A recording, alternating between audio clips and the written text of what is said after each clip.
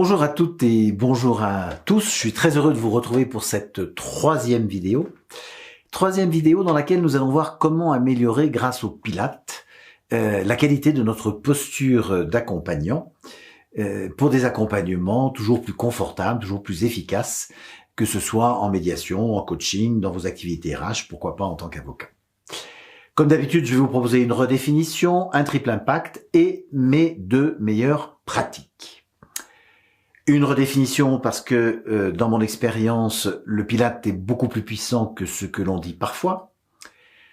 Un triple impact du Pilates pour améliorer confort et efficacité de l'accompagnement, de l'accompagnant et de l'accompagné par extension. Et puis, comme d'habitude, mes deux meilleures pratiques pour booster la qualité de votre posture grâce au Pilates. Alors commençons, si vous le voulez bien, par cette redéfinition. On dit en général du Pilates, qui a été développé au début du XXe siècle par Joseph Pilates ou Pilates, qu'il est un système d'exercice physique visant les muscles profonds. C'est en réalité, me semble-t-il, bien plus qu'un simple exercice physique, dans la mesure où l'objectif est bien sûr de renforcer le corps avec ces exercices, mais également, j'allais dire surtout, d'améliorer la flexibilité et donc de favoriser une meilleure conscience corporelle. Je ne vais pas y aller par quatre chemins. Il y a autant de différences entre le Pilates et un simple exercice physique qu'entre le culturisme et le patinage artistique. J'imagine que ça vous fait peut-être sourire ou pas d'ailleurs, en pensant à la différence de silhouette entre une patineuse artistique et un champion du monde de culturisme. Pourtant, les deux pratiquent bien un exercice physique. Il y a quelque chose de la même chose pour le Pilates. C'est un exercice physique et en même temps, c'est tellement différent qu'un seul et simple exercice physique. Et pourquoi? Justement parce que j'y vois, et ça fait une excellente transition, j'y vois trois impacts majeurs pour l'accompagnant. Impact 1, conscience corporelle. Je vous expliquais dans une précédente vidéo que quasi systématiquement, en cas de tension chez moi ou chez ceux que j'accompagne, je sens mes épaules qui se soulèvent, mon cœur, mon rythme cardiaque qui s'accélère, signe qu'il faut intervenir, au risque de laisser l'agitation submerger, soit ceux que j'accompagne ou celles que j'accompagne, soit moi-même. Ça n'a pas été facile pour moi d'acquérir cette conscience corporelle. Pas toujours simple d'être à l'écoute de son corps. Cette conscience corporelle qui est pourtant nécessaire pour reconnaître les tensions et pouvoir ensuite ajuster ma posture. Comment ajuster ma posture si je ne reconnais pas qu'il y a quelque chose qui ne va pas? Je crois pouvoir dire, et c'est l'objet de cette vidéo, que le Pilates est d'une grande aide à ce sujet. Sans cette conscience corporelle, je risque de passer à côté de ce que vivent ceux que j'accompagne, et donc à côté de ma mission.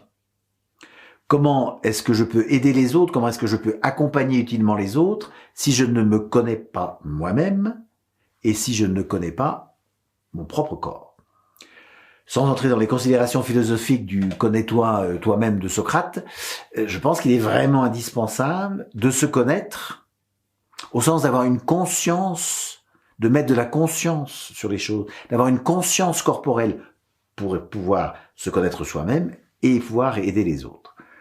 Je pense que le Pilates, parce qu'il renforce le noyau central du corps, les muscles profonds, comme je le disais tout à l'heure, permet de développer cette conscience corporelle et donc cette aptitude à repérer les tensions et à permettre leur transformation.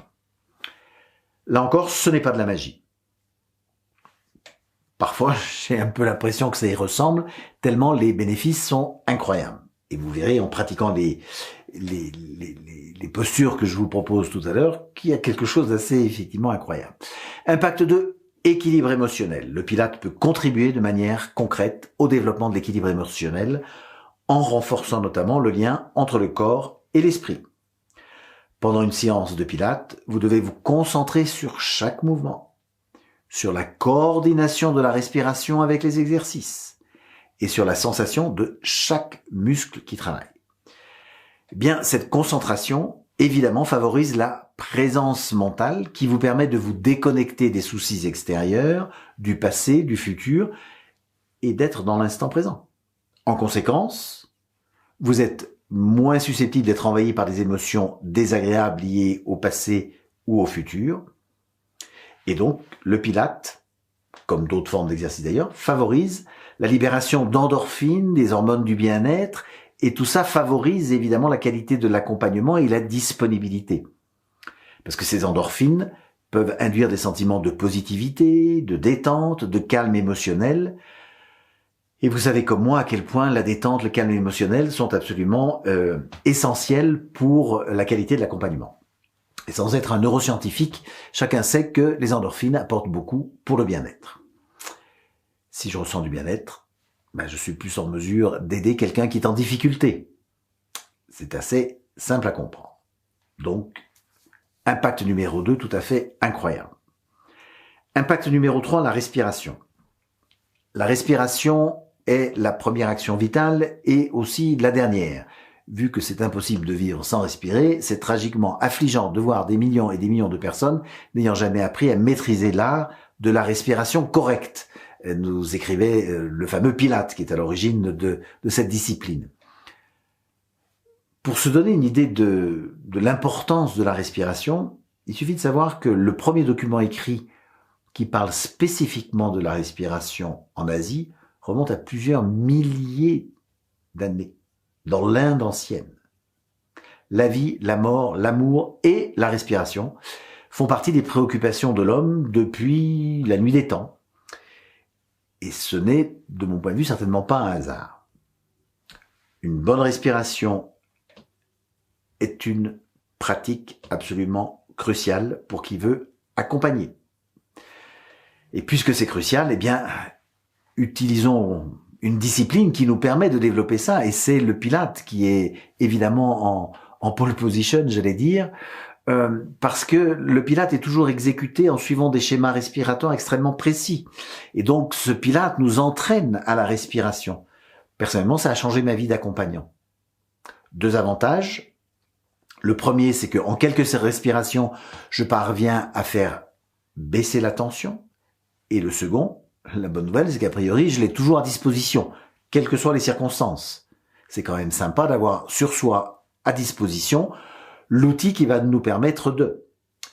Pour conclure, 2 exemples de pratiques de Pilate, très simples, que vous allez pouvoir utiliser pendant une séance d'accompagnement.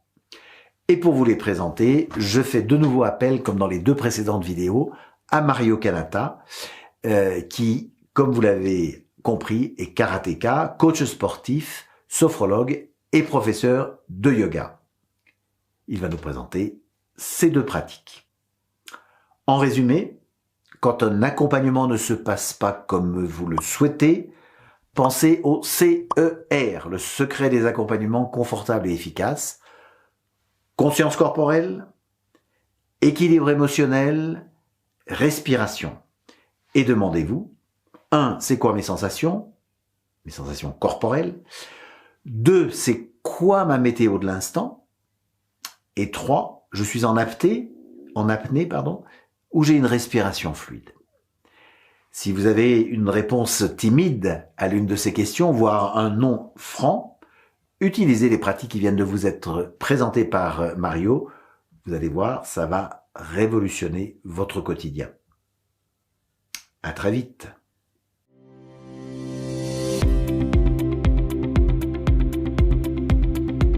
Bonjour et bienvenue à vous. Nous centrons aujourd'hui notre pratique sur le Pilate.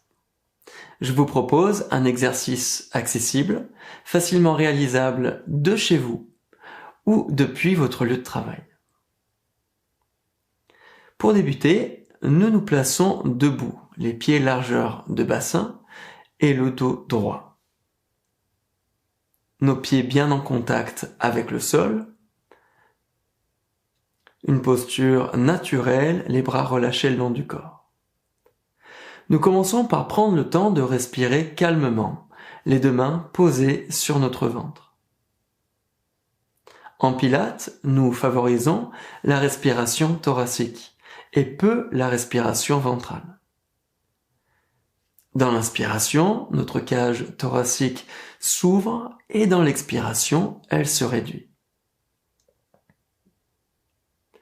Dans l'expiration, nous contractons le périnée comme si nous cherchions à retenir une envie pressante par le bas. Le nombril, lui, se rapproche de la colonne vertébrale.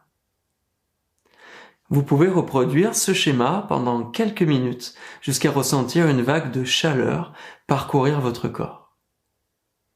Bonne pratique et à bientôt.